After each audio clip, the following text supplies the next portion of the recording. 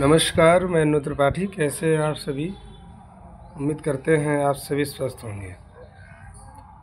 और अभी फ़िलहाल मैं थोड़ा स्वास्थ्य पे कुछ प्रॉब्लम अभी है, इसलिए ज़्यादा सक्रियता भी नहीं दे पा रहा हूँ और ना ही मैं बहुत ज़्यादा एक्टिव रह पा रहा हूँ।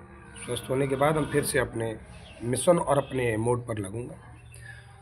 मित्रों, आपको जानकारी के लिए बता दूँ कि जब भारतीय जनता पार्टी में आरएसएस का एंट्री होता है तो कुछ ना कुछ नया लेकर वो आते हैं, और वो नया ये है कि आरएसएस प्रमुख और योगी जी की एक बैठक हुई, जिस बैठक में संविदा कर्मी जितने भी कर्मचारी हैं, चाहे वो चौकीदार हो, चाहे वो अंदेशक हो, चाहे वो शिक्षा मित्र हो, चाहे रसोइया हो, चाहे आंगनवाड़ी हो, चाहे ग्राम सेवक हो, चाहे पंचायत सहायक हो, ऐसे समस्त कर्मचारियों के लिए योगी जी को प्रमुख ने सलाह दी कि 2027 यदि जीतनी है तो कर्मचारियों का ध्यान देना पड़ेगा। यदि आप ध्यान नहीं दोगे तो सरकार गिर सकती है।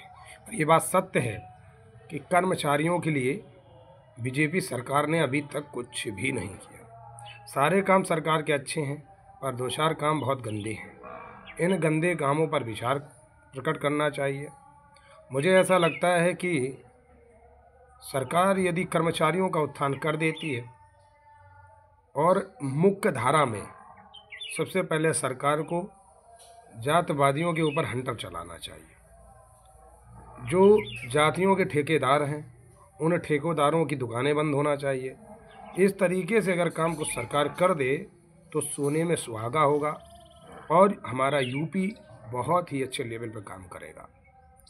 सरकार के और किसी भी काम से हमें कोई वो नहीं है, क्योंकि सरकार ने बहुत अच्छे कार्य किए हैं। हम सब मिलकर के सराहना करते हैं, क्योंकि बहुत सारा विकास डेवलपमेंट सब दिख रहा, पर यहाँ कर्मचारियों का डेवलपमेंट नहीं है। नाराज़गी कर्मचारियों को लेकर है। और मैं पूरी उम्मीद के साथ कह सकता हूँ कि यदि आरएसएस प्रमुख ने ये बात कही है तो कर्मचारियों के उत्थान हेतु, मैंने आपको बहुत पहले भी बताया था, श्रेणी जब बनी थी तभी बताया था, उसमें भी बहुत लोगों ने हम पे टीका टिप्पणी करी कि अनु त्रिपाठी खुद ही बना लेते हैं। मैं ऐसे लोगों को नहीं समझा सकता, पर मुझे ऐसा पूरा प्रतीत हो रहा है कि सितंबर से के आसपास कुछ अच्छा होने की संभावना लग रही है। सितंबर से फरवरी के बीच कर्मचारियों के लिए बहुत बड़े फैसले हो सकते हैं, और जवाब तो देना पड़ेगा। तो 15 मई का आयोजन इसीलिए कर रहा हूँ। अब ये सोच के थोड़ा ना बैठ जाना है कि नहीं मेरा मानदेय बढ़ जाएगा, वेतन बढ़ जाएगा। ना बढ़ा तब क्या करूँ? इसलिए अपना जवाब देना भी बहुत ज़रूरी है। सरकार को लगना चाहिए कि भाई हाँ कुछ है। दूसरी बात, आज ये जो जनपदों में जा रहा हूँ ना, ये बहुत बड़ी मिसाल पेश हो रही, पता है आपको? जनपदों में जाने से एक तो हर एक कार्यकर्ता के नज़र में आ रहे हो, सरकार तक सीधे बात पहुँच रही है। एलआईयू की नज़र में आ रहे हो, सीधे बात पहुँच रही है। जब आप ज़मीन पर काम करते हैं तो रिजल्ट भी आपके हाथ में होता है। ये याद रखना, जीवन में ज़मीन पर काम करने वाला व्यक्ति कभी हारता नहीं। आपके विभाग में ऐसे ऐसे नेता हैं जिनको शर्म भी नहीं आती है, और उनको पसंद करने वाले लोगों को तो बिल्कुल शर्म नहीं आती, जो कहते हैं कि मैं कोलकाता जा रहा हूँ वेतन बढ़ाने के लिए। अब आप बताइए भाई साहब, कोलकाता से वेतन बढ़ेगा आपका? ऐसे ऐसे लोग हैं। अब ऐसे लोगों को अब क्या कहोगे? ये तो आप लोग खुद जवाब दे रहे हो, पर जिसको बेशर्मी ही निभानी है उसे क्या कह सकते? कुछ नहीं कर सकते। इसलिए प्यारे मित्रों, आप लोग बिल्कुल भी परेशान ना हो। कारोबार आपका लगातार चल रहा है। हमसे लोग फ़ोन करके पूछ रहे हैं कि वेतन के बारे में क्या हुआ। तो भाई साहब, हम आपको हमेशा वीडियो में अपडेट करते रहते हैं, ये पूछने वाली कोई बात नहीं है। और जल्द ही हम अपने पदाधिकारियों को कहेंगे कि जिस जिस जनपद में अभी तक मीटिंग आहूत नहीं हुई है, वहाँ पे फटाफट मीटिंग का आयोजन करें, ताकि हम अपने संदेश को मजबूत बना सकें।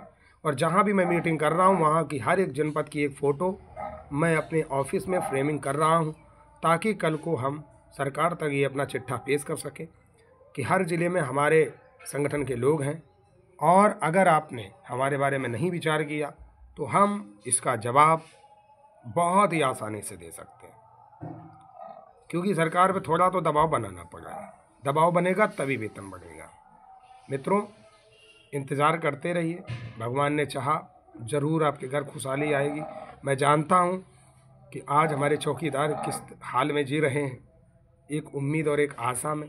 तो आपकी उम्मीद और आशा मेरे होते हुए गिरेगी नहीं, चाहे हमें इसके लिए कुछ भी करना पड़े। यदि आप लोगों ने मुझे अपना प्रेम अपार दिया है और इतना प्यारा समर्थन दिया है ना, तो याद रखना कि तुम्हारा हम बुरा नहीं होने देंगे, अच्छा ही करेंगे, बुरा नहीं होगा। जय हिंद, जय भारत।